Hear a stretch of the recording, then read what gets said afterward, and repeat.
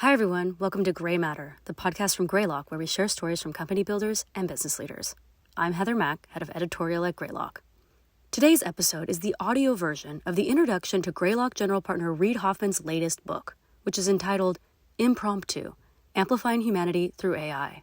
Hoffman didn't write the book alone, though. He co-wrote it with GPT-4, OpenAI's latest and most powerful large language model. The book aims to serve as a sort of travelog of Hoffman's experience with GPT-4 as he explores the tool's strengths and limitations. Through hundreds of prompts, Hoffman and GPT-4 discuss the potential advantages and drawbacks of AI, argue about human nature, conceive original sci-fi plots, and even try to make a few jokes. As AI is quickly advancing, Hoffman hopes this book can serve as a guide to encourage people to learn more about the technology, consider how we might use it, and ponder the complex questions about how our choices might play out in the future. The full book is available for free through a PDF link in the show notes, as well as on Kindle. Here's Reid with the introduction to Impromptu. Introduction: Moments of Enlightenment. For Isaac Newton, it was an apple falling from a tree that supposedly led him to formulate the law of universal gravity. For Benjamin Franklin, it was a key on a kite string struck by lightning in a thunderstorm that proved electricity could be transferred and stored. My initial aha moment regarding the current state of AI came in the form of a joke. It was July 2022, and I asked GPT-4, how many restaurant inspectors does it take to change a light bulb? GPT-4, as you may know, is an advanced type of AI system or natural language processor known as a large language model. Prompt it with a few words or sentences, and it will generate coherent and diverse texts in response. In this way, it can answer questions, perform tasks, and productively interact with its human users. Along with its predecessors, including the wildly popular ChatGPT, GPT-4 was developed by OpenAI, a research organization founded in 2015 with a mission to give millions of people direct, hands-on access to powerful new AI tools. As one of OpenAI's original funders, I've been experimenting with its products for some time now. So my query to GPT-4 was not the first time I'd asked an LLM to create a light bulb joke for me. I'm fond of light bulb jokes. While earlier versions of GPT sometimes understood the assignment, especially if the joke's main variable is part of the light bulb joke canon, like lawyer or psychologist, their outputs have tended to be merely okay. If fed less conventional setups, earlier GPTs can freeze up like an amateur at an open mic night. Reid: how many restaurant inspectors does it take to change a light bulb? Only one, but the light bulb has to want to change. That robot should keep its day job. Compare that with the response I got when I submitted the same prompt to GPT-4. How many restaurant inspectors does it take to change a light bulb? There are a few possible ways to approach this question, depending on the tone and purpose of the answer. Here are some examples of different types of responses, ranging from serious to humorous. A factual answer. Generally, one inspector should be able to change a light bulb safely and correctly, as long as they follow the proper procedures and use the appropriate tools and equipment.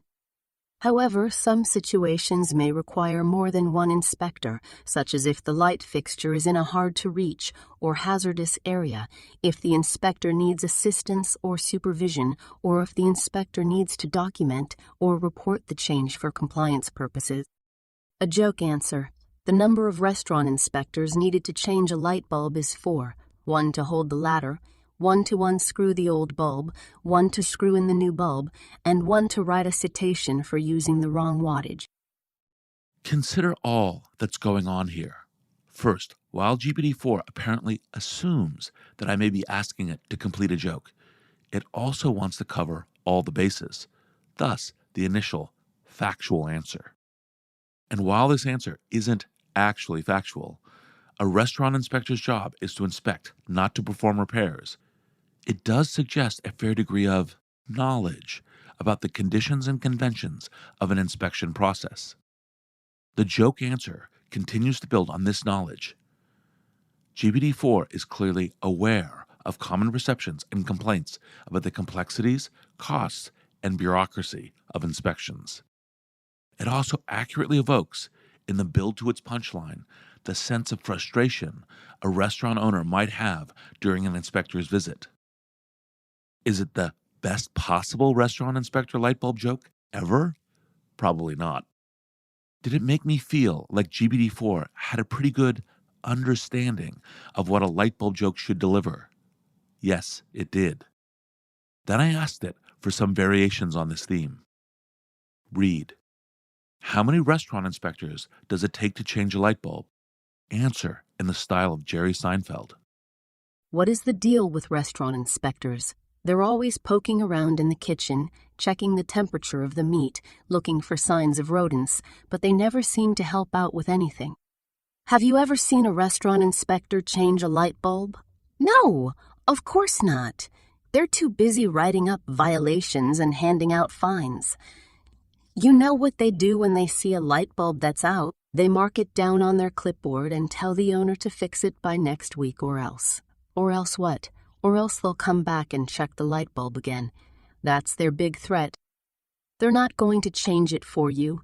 They're not going to lend you a ladder. They're not going to offer any advice on how to unscrew the old one and screw in the new one. They're just going to stare at you with that smug look on their face and say, you know this is a serious safety hazard. You could have a fire. You could have a lawsuit. You could have a bad Yelp review. You better get on that, pal.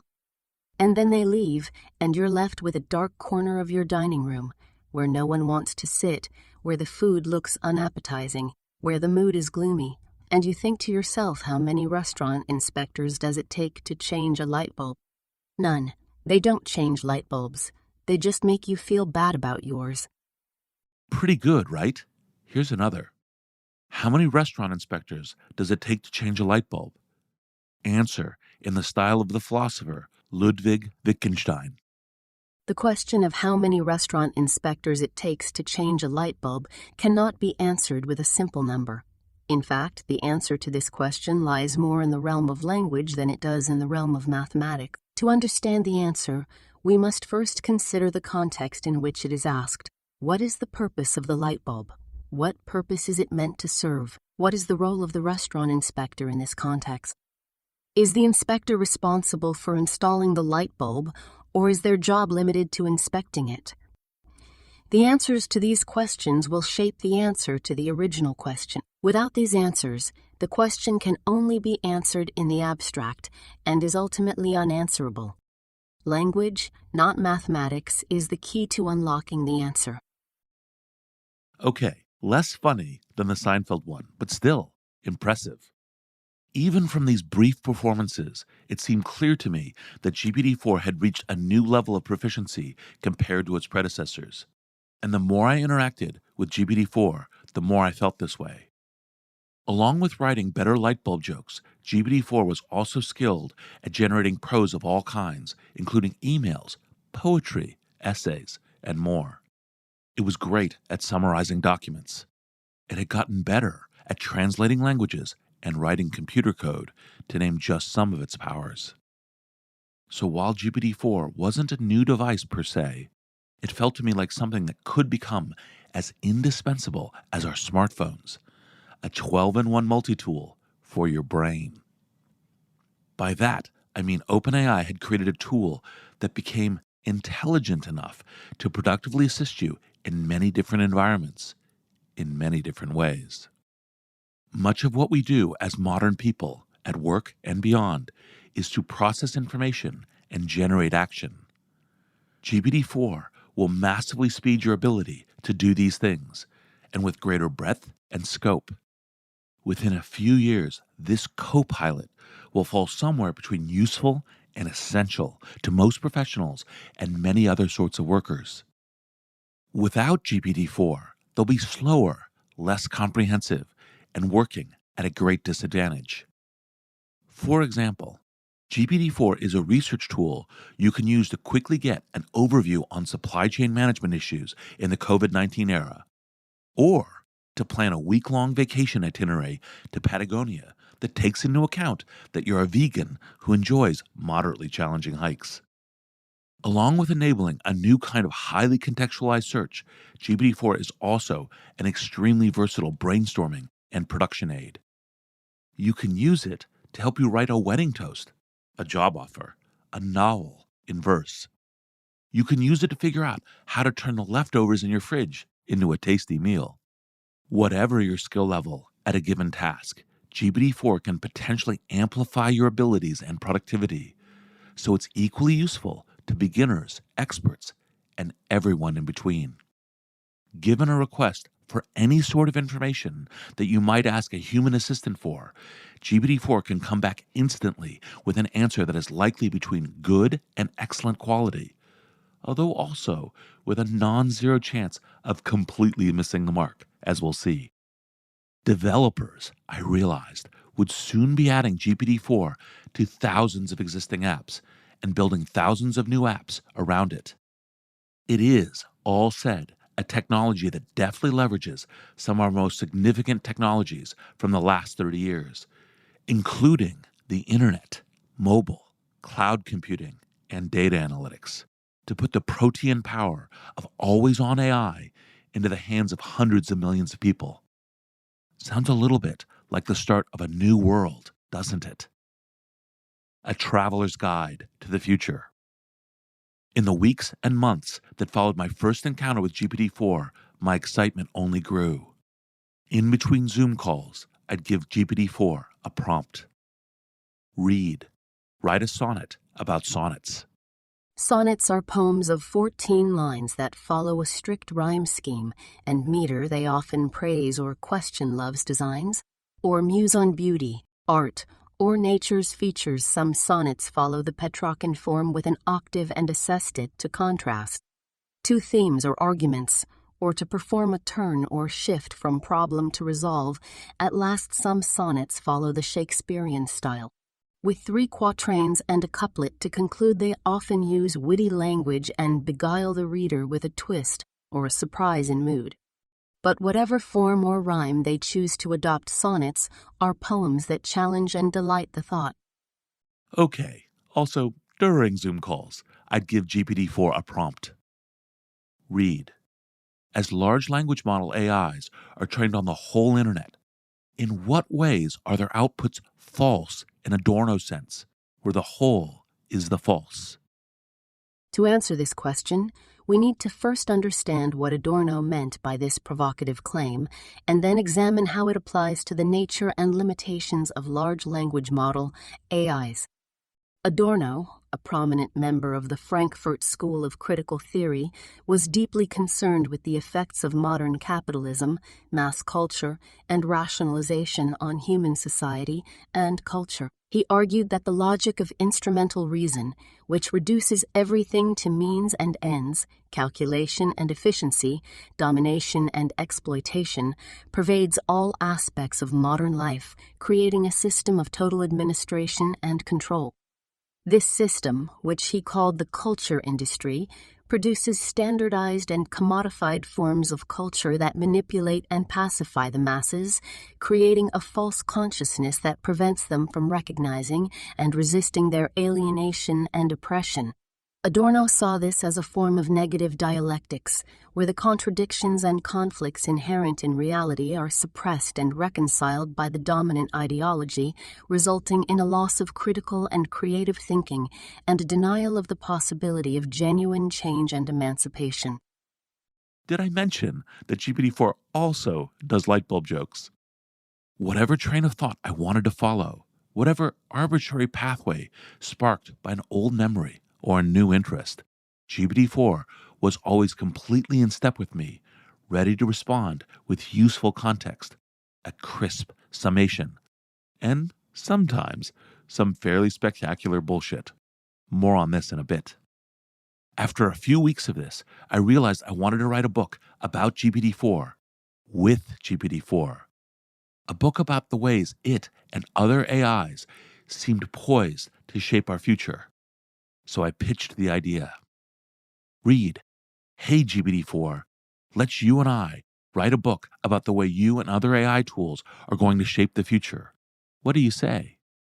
I say yes. That sounds like an interesting and challenging project. I am curious about how you and other humans perceive and interact with me and other AI tools, and what impact we will have on your society, culture, and values. I also have some questions and ideas of my own that I would like to share and explore with you. Even with GPT-4 on board, though, I still had reservations. Because, really, an AI book? When things are moving so quickly, even with a helpful AI on hand to speed the process, any such book would be obsolete before we started to write it. That's how fast the industry is moving. So I hemmed and hawed for a bit, and then I thought of a frame that pushed me into action. This didn't have to be a comprehensive book so much as a travelog, an informal exercise in exploration and discovery. Me with GPT-4 choosing one path among many.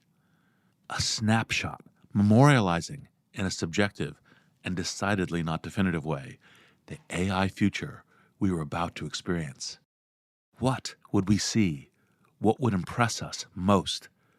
What would we learn about ourselves in the process? Well aware of the brief half-life of this travelog's relevance, I decided to press ahead. A month later, at the end of November 2022, OpenAI released ChatGPT, a conversational agent, aka chatbot, a modified version of GPT 3.5 that they had fine-tuned through a process called reinforcement learning through human feedback, RLHF, to enable more flowing, human-like conversations with its human users. 5 days later, ChatGPT had more than 1 million registered users. In late January 2023, Microsoft, which had invested $1 billion in OpenAI in 2019, announced that it would be investing $10 billion more in the company. It soon unveiled a new version of its search engine, Bing, with a variation of ChatGPT built into it. By the start of February 2023, OpenAI said ChatGPT had 100 million monthly active users, making it the fastest-growing consumer internet app ever. Along with that torrent of user interest, there were news stories of the new Bing chatbot functioning in sporadically unusual ways that were very different from how ChatGPT had generally been engaging with users, including showing anger, hurling insults, boasting on its hacking abilities and capacity for revenge, and basically acting as if it were auditioning for a future episode of Real Housewives, Black Mirror Edition. Microsoft CTO Kevin Scott suggested that such behavior was clearly part of the learning process as more people use GPT-like tools. These incidents do raise questions that will persist as LLMs evolve. I'll address such issues in more detail later in the book and try to put them in what I believe is the appropriate context. For now, I'll just say, see what I mean about things moving quickly? The soul of a new machine. Before we get too far into this journey, I'd like to tell you more about my traveling companion, GPT-4. So far, I've been putting quotations around words like knowledge, aware, and understands when I talk about GPT-4 to signal that I, a sentient being, understand that GPT-4 is not one. It is essentially a very sophisticated prediction machine. While GPT-4 and other large language models like it aren't conscious, they are reaching a point where their capacity to produce appropriate generations in so many different contexts is improving so fast that they can increasingly appear to possess human-like intelligence. Thus, I believe that when describing large language models, it's acceptable, useful even, to use the words like knowledge and understands in a not strictly literal way, just as Richard Dawkins uses the phrase, the selfish gene, in his 1976 book of that name. A gene doesn't have conscious agency or self-conception in the way that the word selfish suggests. But the phrase, the metaphor, helps us humans wrap our inevitably anthropocentric minds around how the gene functions. But the phrase, the metaphor, helps us humans wrap our inevitably anthropocentric minds around how the gene functions. Similarly, GPT-4 doesn't have the equivalent of a human mind. It's still helpful to think in terms of its perspective anthropomorphizing it a bit, because using language like perspective helps convey that GPT-4 does in fact operate in ways that are not entirely fixed, consistent, or predictable. In this way, it actually is like a human. It makes mistakes. It changes its mind. It can feel fairly arbitrary. Because GPT-4 exhibits these qualities and often behaves in ways that make it feel like it has agency, I'll sometimes use terminology which, in a metaphorical sense, suggests that it does. Moving forward, I'll dispense with the question marks. Even so, I hope that you, as listener, will keep the fact that GPT-4 is not a conscious being at the front of your own wondrously human mind. In my opinion, this awareness is key to understanding how, when, and where to use GPT-4 most productively and most responsibly. At its essence, GPT-4 predicts flows of language. Trained on massive amounts of text taken from publicly available internet sources to recognize the relationships that most commonly exist between individual units of meaning, including full or partial words, phrases, and sentences, large language models can, with great frequency, generate replies to users' prompts that are contextually appropriate, linguistically facile, and factually correct. They can also sometimes generate replies that include factual errors, explicitly nonsensical utterances, or made-up passages that may seem, in some sense, contextually appropriate but have no basis in truth. Either way, it's all just math and programming. Large language models don't, or at least haven't yet, learn facts or principles that let them engage in common sense reasoning or make new inferences about how the world works. When you ask a large language model a question, it has no awareness of or insights into your communicative intent.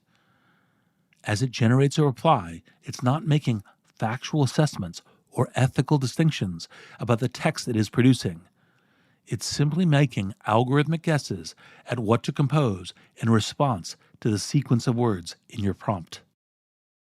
In addition, because the corpora on which large language models train typically come from public web sources that may contain biased or toxic material, large language models can also produce racist, sexist, threatening, or otherwise objectionable content. Developers can take actions to better align their large language models with their specific objectives. OpenAI, for example, has chosen to deliberately constrain the outputs that GPT-4 and its other large language models can produce to reduce their capacity to generate harmful, unethical, and unsafe outputs, even when users desire such results. To do this, OpenAI takes a number of steps.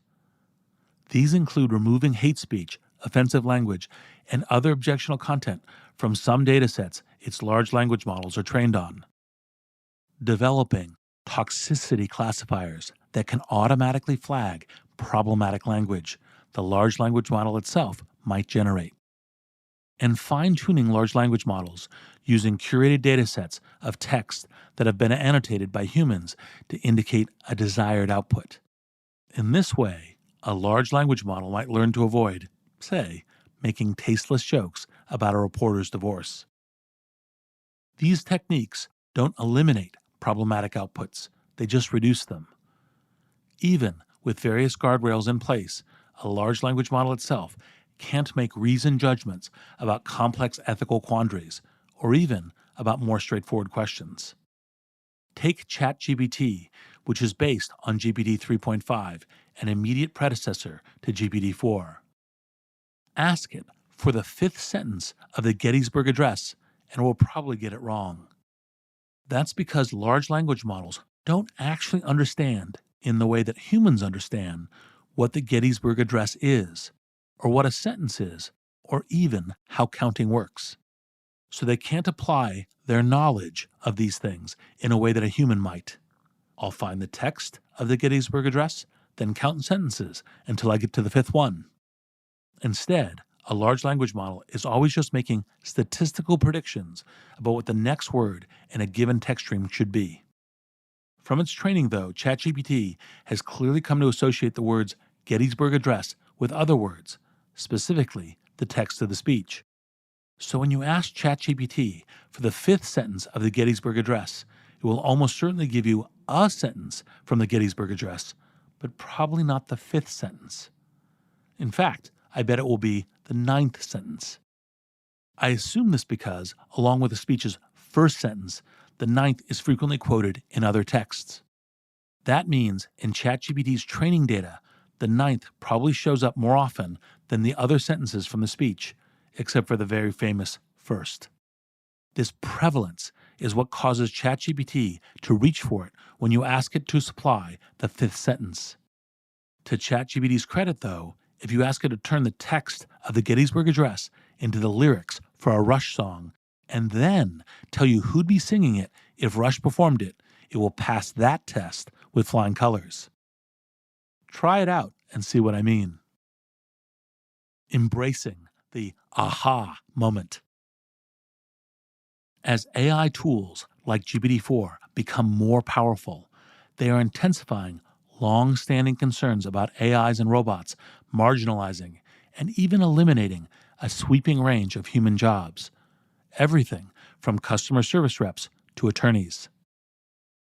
Such concerns won't seem baseless if you follow the news in recent months. In December 2022, ChatGPT passed a 3-part U.S. medical licensing exam. In January 2023, it passed exams in 4 law school courses at the University of Minnesota.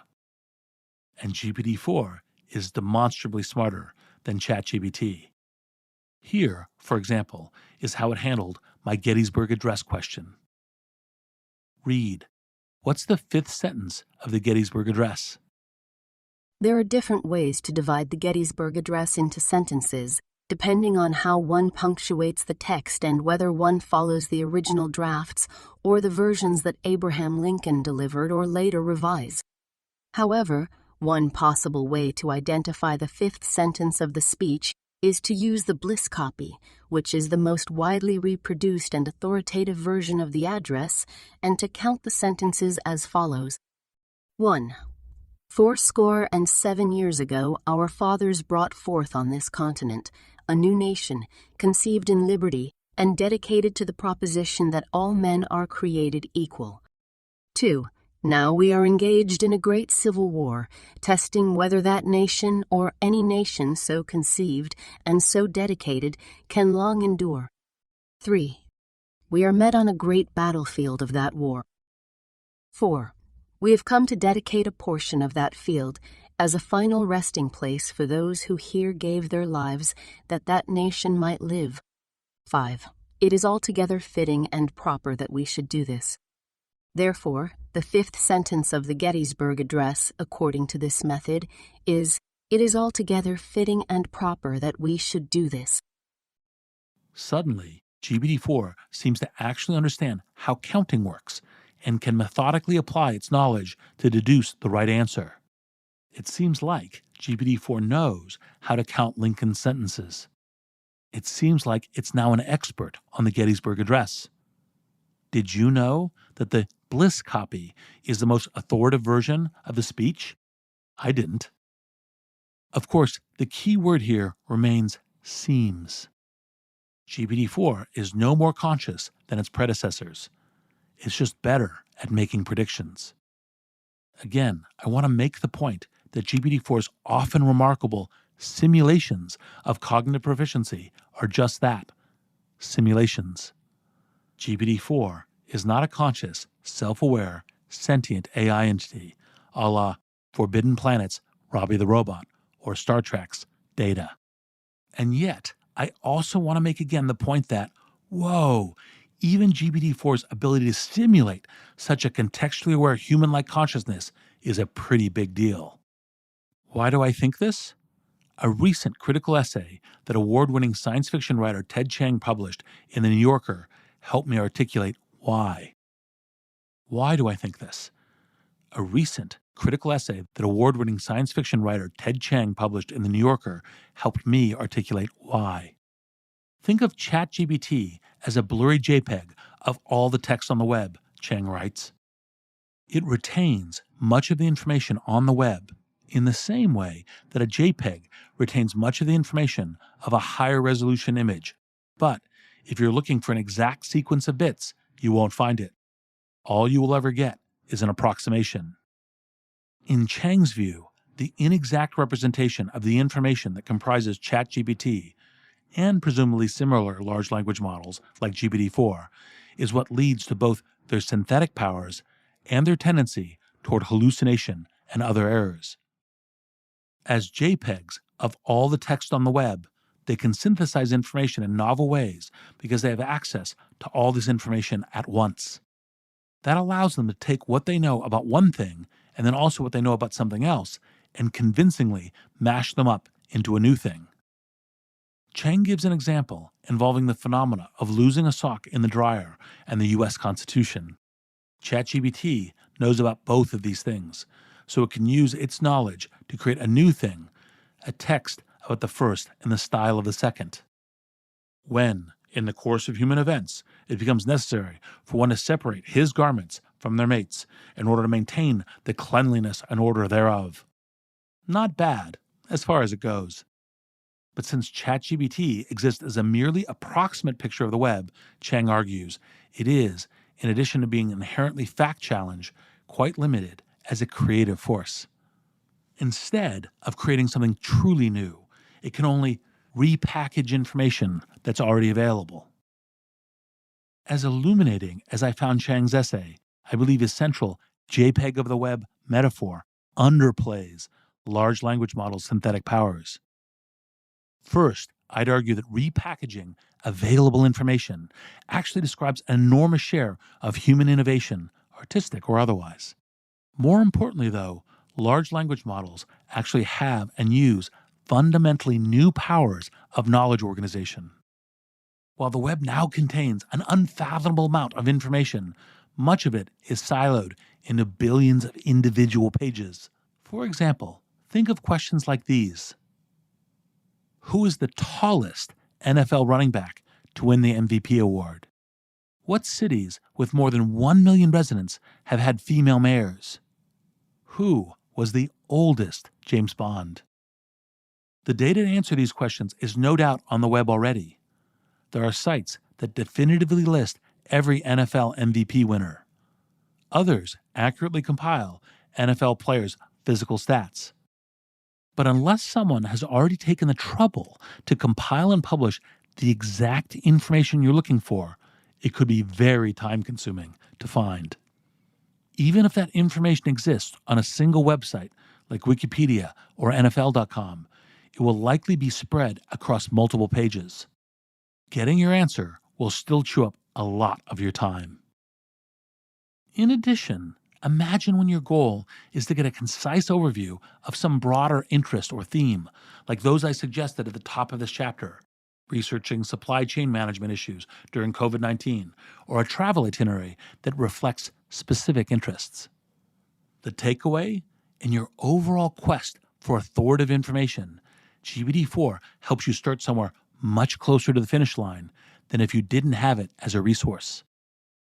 More importantly, it possesses this capability because it is able to access and synthesize the web's information in a significantly different way from existing information resources like Wikipedia or traditional search engines.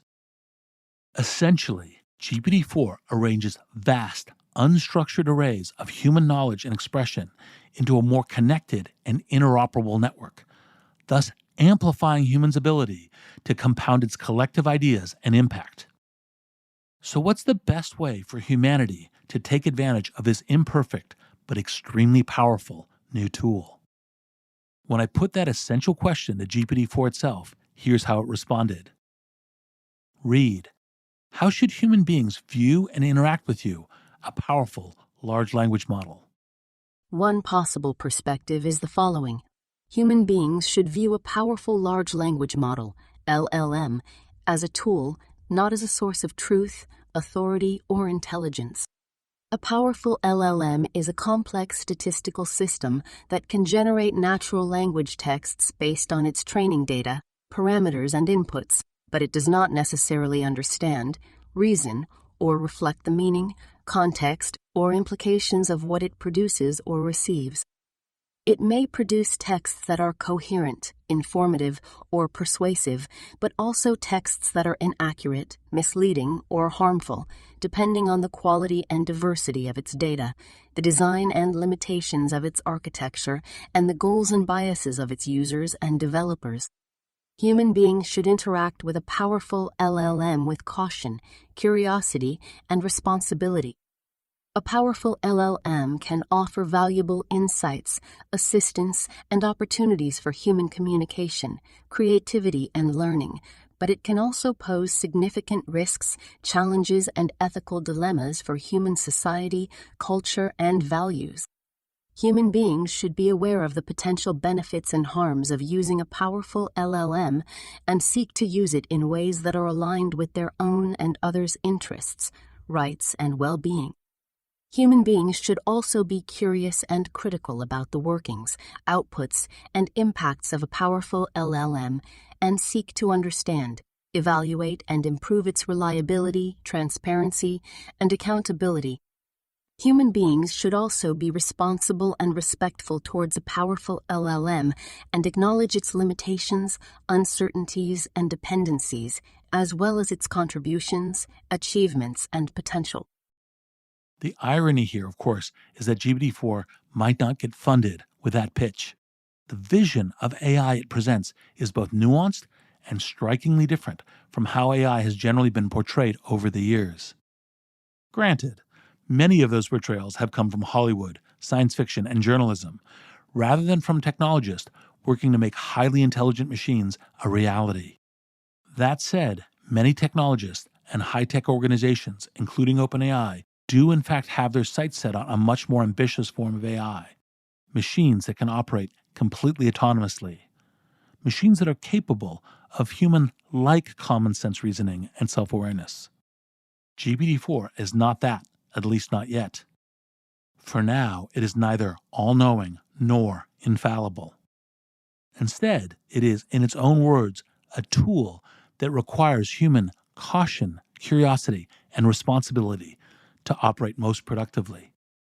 I think this is the correct perspective. If you simply let GPT-4 do all the work with no human oversight or engagement, it's a less powerful tool. It's still a very human tool, of course, because human texts are the basis for its generations. But when human users treat GPT-4 as a co-pilot or a collaborative partner, it becomes far more powerful. You compound GPT-4's computational generativity, efficiency, synthetic powers, and capacity to scale with human creativity, human judgment, and human guidance. This doesn't eliminate the possibility of misuse, but in situating human beings at the center of the new world that GPT-4 makes possible, we get what I believe to be the soundest formula for producing the best potential overall outcomes. In this approach, GPT-4 doesn't replace human labor and human agency, but rather amplifies human abilities and human flourishing. Of course, this way of thinking isn't a given, it's a choice. When people make the choice to see GPT-4 this way, I call it an aha moment, to underscore the amplifying human abilities perspective at the heart of that choice. I'm writing this travelog both to encourage people to embrace this choice and also as an invitation to explore the different ways this choice might play out. What are the ways we can use GPT-4 to make progress in the world? How does it fit with humanity's age-old quest to make life more meaningful and prosperous through technological innovation? To educate ourselves more effectively, ensure justice for everyone, and increase our opportunities for self-determination and self-expression. At the same time, how can we appropriately address the challenges and uncertainties GPT-4 will catalyze? How do we find the right balance between responsible governance and intelligent risk as we continue to develop AI technologies that have the potential to unlock human progress at a time when the need for rapid large-scale solutions has never been greater? It's been a long time, centuries arguably, since the future seemed so unmapped. Facing such uncertainty, it's only natural to have concerns about our jobs and careers, about the speed and scale of potential changes, about what it even means to be human in a new era of increasingly intelligent machines. Our path forward won't always be smooth and predictable. Sydney's now infamous outbursts won't be the only grimace-inducing news story we'll see about AI. There will be other missteps, detours, important course corrections. But how could there not be? Human progress has always required risk, planning, daring, resolve, and especially hope. That's why I'm writing this travelog, to add my voice to those counseling all these things, hope most of all. Facing uncertainty with hope and confidence is the first step toward progress, because it's only when you have hope that you see opportunities, potential first steps, a new path forward. If we make the right decisions, if we choose the right paths, I believe the power to make positive change in the world is about to get the biggest boost it's ever had. Are you ready for this journey? That concludes this episode of Gray Matter. If you're interested in reading the full text of Impromptu by Reid Hoffman and GPT-4, you can access it for free through a PDF linked in the show notes or on Kindle. And if you'd like to hear more discussions with earlier versions of ChatGPT, check out Reid's Fireside Chatbots series on Gray Matter, where he discusses many aspects of AI with AI. You can find that in the Intelligent Future playlist on Gray Matter wherever you get your podcasts. I'm Heather Mack. Thanks for listening.